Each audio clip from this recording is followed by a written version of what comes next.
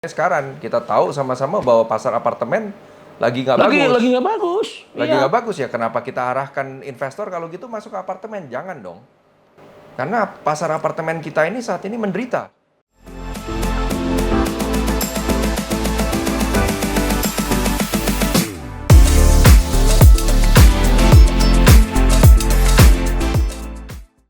Sobat Panangian, saya sengaja mengundang, ya kalau dibilang sahabat saya bisa, tapi yang jelas saya sangat mengenal dekat dengan orang tua beliau ini.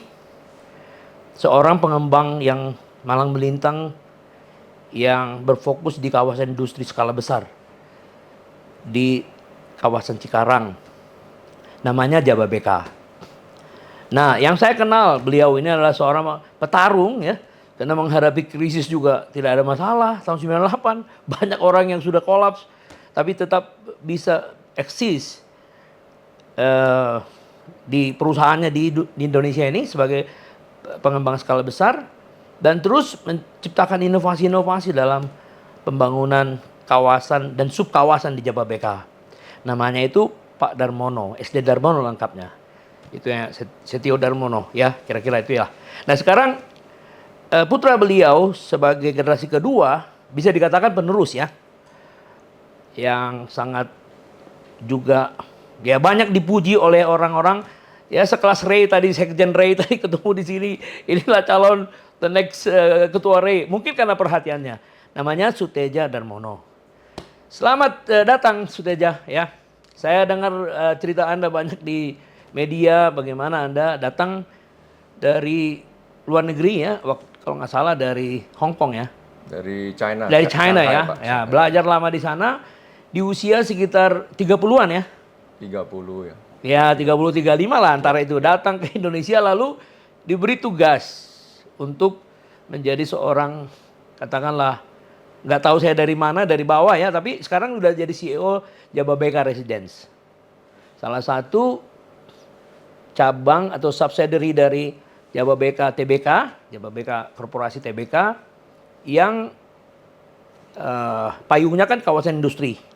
Nah, tapi Anda khusus di Jababeka Residence. Nah, mengapa Anda memilih Jababeka Residence ketika diberi tantangan oleh orang tua Anda? Ya begini, sebetulnya ilmu dari properti itu semua tuh adalah perumahan. Oh. Ya, dulu Pak Darmono mengajarkan juga. Pak Darmono sendiri kan mulai dari perumahan. Karena kita sebelum masuk kawasan industri ya. Sebelum masuk kawasan industri, kita kan pernah bangun itu PT Permada Binangun Jaya yang membangun Bintaro Permai ya, kalau ada yang tahu. Dan ya sebetulnya ilmunya mirip-mirip begitu. Ya, betul. Bagaimana bangun kawasan industri dan perumahan. Tapi terlepas dari itu, sebuah kawasan industri kan memerlukan perumahan juga. Harus ya. Ya, jadi sebetulnya kita sudah mulai perumahan itu udah lama semenjak awal juga. Tetapi perumahan itu selain satu kayak dianaktirikan ya, karena kawasan industrinya bagus sekali kan. Oh, gitu ya. Jadi kita lihat ini kok sektor perumahannya nih masih ada potensi tapi kurang digarap begitu. Jadi sehingga kita angkatlah perumahan itu. Pertama itu kita tes itu adalah kan kita mau bikin identitas baru.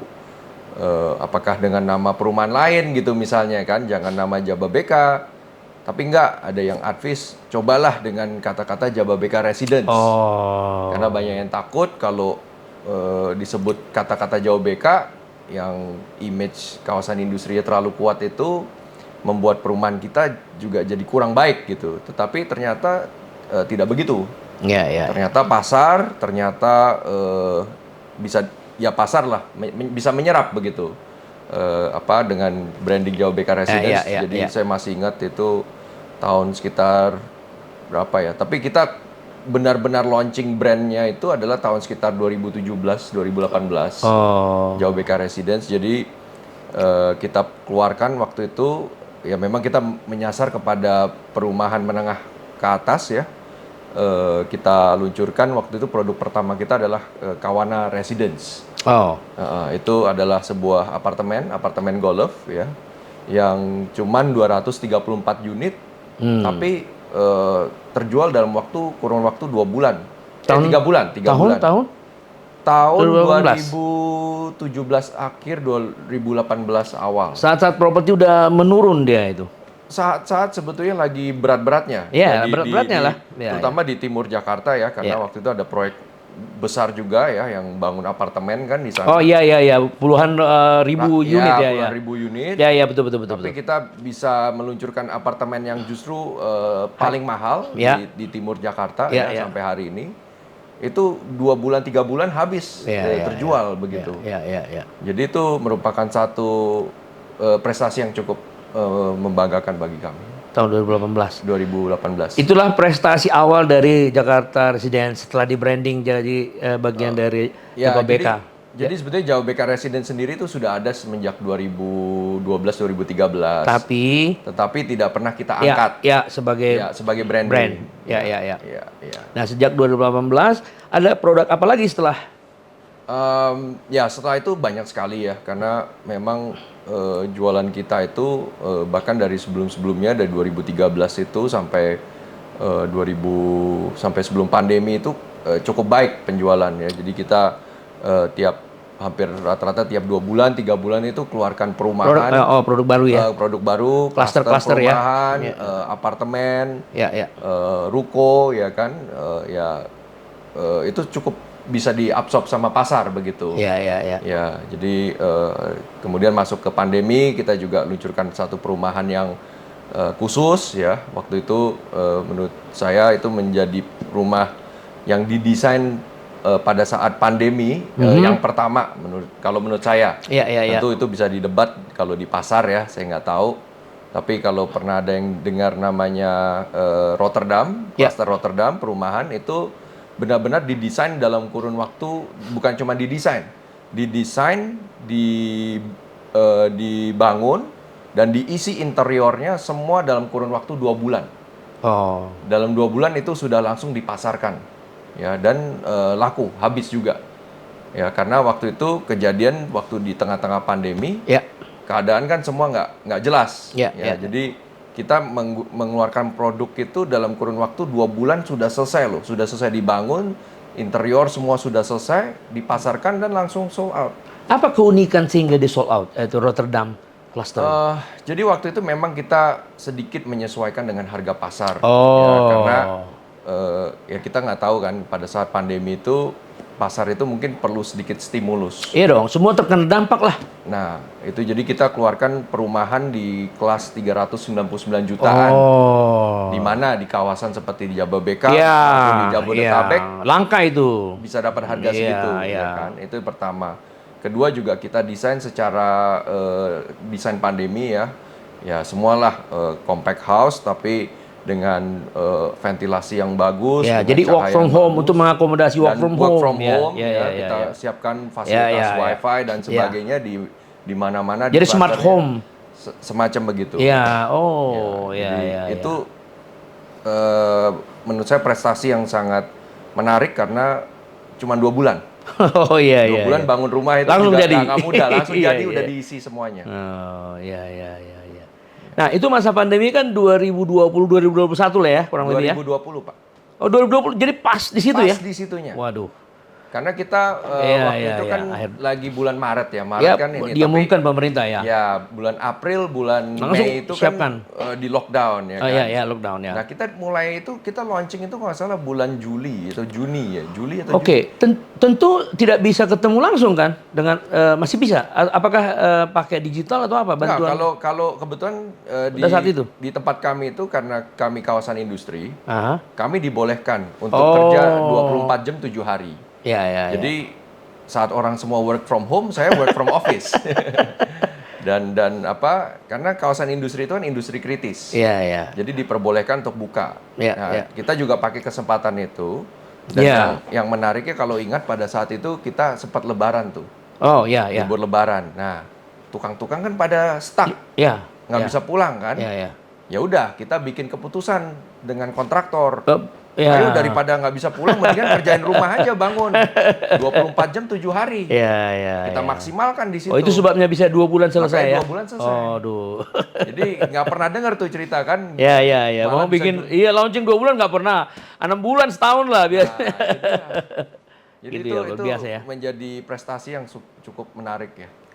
Berarti itu juga menambah kepercayaan terhadap brand Jababeka dong, karena residence baru di announce ya sekitar tahun 2018 ya, berturut-turut dibuat klaster-klaster 2020 ya. 2020. Nah, antara 2021 2022 gimana coba kondisinya? Justru makin menarik begitu, karena kan market makin pulih. Makin pulih. Makin pulih dan memang tapi segmennya itu masih banyakkan di menengah lah. Ya. Dan sekarang kita udah dapat banyak partner lagi. Jadi semenjak itu kita udah buka klaster-klaster baru ya. Kita punya partner dari Jepang. Oh. Itu ada perusahaan real estate terbesar di Jepang namanya Mitsui Fudosan. Oh iya, Mitsui Fudosan ya. Ya, itu partneran dengan kita. Ya bikin perumahan lagi, memang masih kelas menengah begitu, yang namanya klaster Wimbledon saat ini. Yang sedang kita pasarkan begitu. Dan ini juga sudah mau habis. Nanti mungkin dalam kurun waktu nggak lama kita akan luncurkan ruko, kita akan luncurkan perumahan lagi. Terus juga kita masuk ke dalam peluncuran rumah menengah ke atas justru, bukan menengah ke atas lagi, ke atas. Maksudnya apa tuh? Kita luncurkan perumahan itu udah mulai dari harga 5 miliar. Hah? Ya, di situ? Di situ. Ya, dengan yang kemarin kita pasarkan namanya Paradiso. Oh ya. Nah, Paradiso itu juga merupakan kolaborasi dengan partner Jepang, Pak Panangia. Oh, apa itu perusahaannya? Keihan Real Estate. Nah, itu perusahaan Jepang yang berasal dari Kyoto.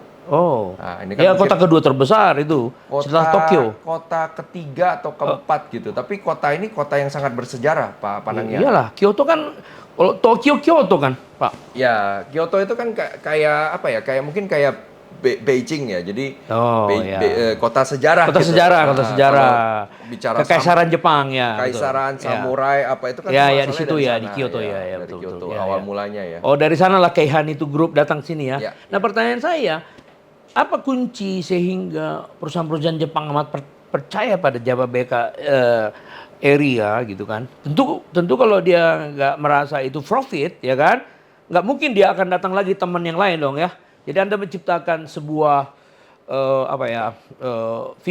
view baru dari sudut investor Jepang untuk masuk ke kawasan Anda. Saling menguntungkan tentunya kan. Tapi apa key success factor dari? Ya, jadi ini ada satu cerita yang bergulir di sekitar pengembang Jepang. Oh. Di sekitaran pengembang Jepang yang masuk ke Indonesia. Oh ya, oke. Whole Indonesia. Terus apa itu? Tentang tadi yang saya pernah cerita, Project Kawana Golf Apartment tadi. Itu kan di tempat Anda? Itu di tempat kami. Yang saya tanya, saya tahu banyak pengembang Jepang di sini. Tapi yang kenapa saya bertanya itu karena kenapa dia tertarik dengan Jababeka? Nah ini, jadi ada satu cerita sukses. Oh. Ya, jadi cerita sukses di mana pengembang Jepang ini belum sempat mencemplungkan uangnya, proyek sudah terjual habis. Oh. Dan kemudian ini proyek apartemen. Oh, di tempat Anda tadi itu ya, pertama itu ya? Yang Kawana tadi. Mitsui Fudosan itu ya? Bukan, yang Kawana tadi. Oh, Kawana. Itu kita punya Jepang juga? Itu juga Jepang. Waduh. Apa itu namanya Creed. Memang agak unik namanya Creed, CREED. Ya. Oh, ya Creed. Tapi mereka sebetulnya Jepang. Tetap Jepang. Oh. Ya, jadi memang apartemen Jepang yang kita pasarin waktu itu. Oh, iya. Terus? Dan ini ceritanya tuh ya kan penyebar investor sesama orang Jepang itu mereka saling cerita. Iya. Jadi ya setelah itu kita narik banyak pengembang Jepang masuk. Mitsui Fudosan. Yang ketiga tadi masuk Keihan. Terus mungkin akan ada lagi nanti. Nah, itu kita belum boleh cerita ya. Ya, tentu. Tapi artinya Anda cukup inovatif ya untuk membuat trustworthy. Anda sebagai trustworthy dia pandang sama investor Jepang. Karena saya dengar banyak juga proyek Jepang yang gagal dengan pengembang-pengembang. Ada kerjasama tanah, tapi dia nggak expose, dia kecewa ya. Sampai manajernya ketemu saya, oh Pak gini-gini. Tapi saya bisa tangkap bahwa dia nggak seperti nggak ada guidelines dan guidance masuk ke project itu dan tiba-tiba begini. Tapi dia ya karena uangnya sangat dingin ya Jepang ini ya dia nggak terlalu ngomel. Tapi saya bisa lihat menderita kawan ini kan gitu kan. Nah di tempat Anda happy terus dikasih tahu sama temannya. Ya kan kita harus kita kan menjadi kepercayaan mereka. Iya dong, kita duta Indonesia dong. Ya, dan kita kan sebetulnya juga yang paling tahu pasar ya di situ Ya, kan. justru itu yang mereka butuhkan. Nah, itu kita harus jaga. Iya dong. Jadi kita selama ini kita arahkan mereka juga, ya kayak misalnya contohnya sekarang, kita tahu sama-sama bahwa pasar apartemen lagi nggak bagus. Lagi nggak bagus. Lagi nggak bagus ya, kenapa kita arahkan investor kalau gitu masuk ke apartemen? Jangan dong. Ya, kan? Iya. Masa kita arahkan masuk ke landed. Ya, ruko. Ya, walaupun saya ini bukan anti apartemen. Justru saya ini adalah advokat daripada apartemen. Pada saat ini juga Pak Panangnya. Apa itu? Kenapa disebut advokat? Apa? Saya justru mengadvokasi untuk para pengembang itu tetap mengembangkan apartemen. Ya. Karena pasar apartemen kita ini saat ini menderita. Ya. Dan mungkin pasar apartemen itu kita ini menderita itu karena ulah kita sendiri. Iya, betul. Iya kan? Setuju. Saya keliling pergi ke Singapura, ke Thailand, ke Malaysia, semua fine-fine aja. Iya. Cuman Indonesia yang pasar apartemennya sedang aneh begitu. Iya. Jadi ya itu saya cerita sama teman-teman ya mungkin kita semua mesti mengadvokasi bahwa pasar apartemen ini bagus. Yeah. Kalau semua mengatakan pasar apartemen jelek, nggak ada penyewa dan sebagainya, ya kata-kata kita sendirilah yang menjadi kenyataan kan Pak Panagia. Dan saya setuju. Jadi memang saya sebagai pengamat ya saya melihat, saya prihatin juga bahwa pemerintah ini memang kurang mampu mensosialisasikan kehidupan tinggal di apartemen kepada masyarakat ya. Jadi dia nggak langsung terjun ke masyarakat untuk mengajak orang. Seperti terjadi di berbagai negara, di Korea, di Singapura, di Malaysia. Pemerintah itu turun tangan karena apa? Yang paling berkepentingan untuk terjadi efisiensi pembangunan infrastruktur di perkotaan itu kan pemerintah. Penghabisan uang di jalan, umur di jalan. Ya jadi sebenarnya pemerintah. Tetapi memang dari asosiasi yang mewadahi sebuah perusahaan-perusahaan memang juga harus seperti Anda entrepreneur. Jangan hanya memberikan tanggung jawab pada pemerintah, kita harus meyakinkan pemerintah. Ya, itu. Iya dong, supaya memiliki visi yang sama kan, mindset yang sama. Nah, apakah Sutedja melihat, tadi saya bicara dengan Sekjen Ray, bahwa selama 9 tahun, Anda kan sudah masuk di situ. Di mana kan kementerian yang sebelumnya independen sebagai Kementerian Perumahan yang khusus mengurusi perumahan lalu digabung menjadi PUPera ya disatukan dan berbagai ide yang datang dari atau ya katakanlah keluhan yang datang dari ya Ray, Himpera bahwa selama ini mereka jadi sulit berkoordinasi di lapangan dalam hal ya mengurus perizinan dan seterusnya. Gimana? Anda setuju nggak dengan pandangan itu? Ya, secara general mungkin cukup setuju. Karena dari tahun-tahun sebelumnya itu kan sebetulnya Kementerian Perumahan dan Public Works ya. Public Works itu Public dipisah. Works itu kan dipisah. Ya. Nah, jadi sekarang dengan digabungnya itu ya tentu fokusnya itu yang rada berat. Ya. Jadi nggak khusus ke perumahan gitu kan. Ya. Nah, ini yang saya lihat memang terjadi sedikit kekurangan begitu kali ya. Tadi koordinasinya jadi sulit, lebih lama dan sebagainya karena mungkin fokus khususnya itu jadi berkurang begitu. Ya, dibanding sebelumnya ya. Dibanding sebelumnya. Ya, tapi dalam konteks peranan pemerintah memang pentingnya untuk memasyarakatkan hidup di apartemen sehingga harus diberikan insentif kepada orang yang mau tinggal harus kompetitif dengan orang yang mau tinggal di landed ya tentu di area tertentu yang diberikan pemerintah kemudian juga sama developer yang concern membangun apartemen mungkin harus dikasih insentif khusus kalau sekian puluh ribu dibikin jadi grade apa dia gitu gitu jadi motivator pemerintah jadi fasilitator sekaligus motivator memang supaya kehidupan di apartemen itu menjadi gaya hidup gitu loh itu yang saya memang lihat belum nyampe sana jadi ya itulah, jadi dibutuhkan visi dari seorang leader yang mewadahi sebuah asosiasi yang terbesar, yaitu Ray ya, ke depan ya. Nah kira-kira saya masih melanjutkan lagi, menarik tadi dengan orang Jepang yang masuk interest di Jababeka. Anda bilang tadi rahasia, jadi tentu akan masih ada lagi proyek-proyek klaster yang akan digarap dengan Jepang. Nah, pertanyaan saya, bagaimana kondisi properti menurut pandangan Anda tahun 2023? Karena dulu kan di akhir-akhir tahun kan Menteri Keuangan memberikan statement, bahkan Pak Presiden sendiri bahwa gelap kan gitu ya. Nah, sekarang setelah 6 bulan gimana? Ya, kita bisa lihat pasar sudah mulai kembali ya. Saya pikir pemerintah juga sudah banyak berjasa juga dari sisi misalnya tahun kapan itu pemerintah kan memberikan stimulus, misalnya bebas PPN, kan? PPN DTP ya. PPN DTP dan sebagainya itu cukup membantu sebetulnya. Ya. Tapi ya sekarang ini karena pasar udah mulai kembali ya mungkin stimulus itu dikurangi. Ya, jadi 50%. Juga, ya PPN juga jadi 11% kan sekarang. Ya. Tapi kita lihat memang kemampuan pasar ini cukup baik, ekonomi sedang cukup baik juga, sehingga harga-harga properti yang tadinya misalnya nggak bisa di harga 5M, 10M itu kan kita mulai banyak dengar itu. Sekarang masih keluar begitu ya, makin banyak. Nah ini menunjukkan bahwa kemampuan pasar ini sedang cukup baik nih. Tapi kita nggak tahu kalau di tahun 2024 apakah masih akan begitu. Karena kita akan memasuki tahun politik. Jadi ya kita nggak tahu apakah beberapa akan melakukan wait and see atau terus. Biasanya sih enggak, karena begini.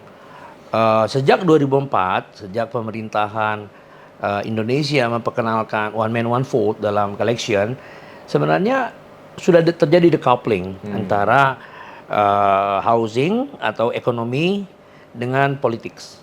Jadi as long as sepanjang suku bunga itu kondusif dan tidak ada isu-isu di bank untuk kredit macet apa segala macam, itu kondusif, itu pasti.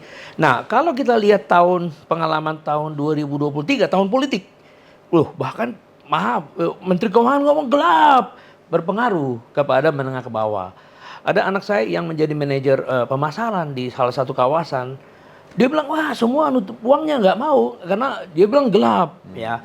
Tapi setelah kita lihat lending dari KPR, naik dia, tumbuh sudah mendekati double digit. Ya. Apa maknanya? Bahwa ternyata suku bunga adalah kunci signal. Nah, Bank Indonesia sangat pintar mensiasati suku bunga ini. Dia tidak semena-mena ikut the Fed yang terus menaikkan terus ya. Pasar modal panik ya. Tapi dia sebaliknya memberi signal bahwa sebentar lagi juga akan turun. Karena rupiahnya kuat. Jadi bank juga pintar. Bank tidak mau mematahkan semangat consumer yang selama ini sudah mulai seperti persis yang Juteja bilang itu. Ya udah, tar lagi juga turun. Luar biasa. Jadi kerjasama antara bank dan perbankan di lapangan dengan pengembang yang membuat gimmick 3%, itu membuat orang jadi tidak terlalu pusing dengan suku bunga. Nah ini akan menjadi stimulus ke depan. Jadi kalau tadi Anda bilang 3 miliar, 5 miliar sudah mulai diminati, itu benar-benar karena ekspresi dari keyakinan terhadap ekonomi. Jadi nggak ada urusannya dengan politik, benar-benar. Apalagi politik sekarang, capresnya 3. Lalu seorang capres mengatakan, ini 2 teman saya ini adalah orang yang terbaik dari Indonesia. Jadi saya kira ini sangat bagus ya. Riang dan gembira seperti yang kata Presiden ya. Nah, karena Anda memang sudah mau berangkat ya, ada janji di Plaza Indonesia jam 3:30. Ya, terima kasih atas kesempatannya. Saya akan mengundang lagi nanti. Saya akan sedikit berbicara tadi mengenai bagaimana Anda menyesuaikan diri, terus bagaimana soal keluarga, apakah dan bagaimana visi Anda 5-10 tahun yang akan datang. Tapi nanti, karena kita dibatasi waktu, terima kasih. Pak Suteja, dan kita akan foto sekarang.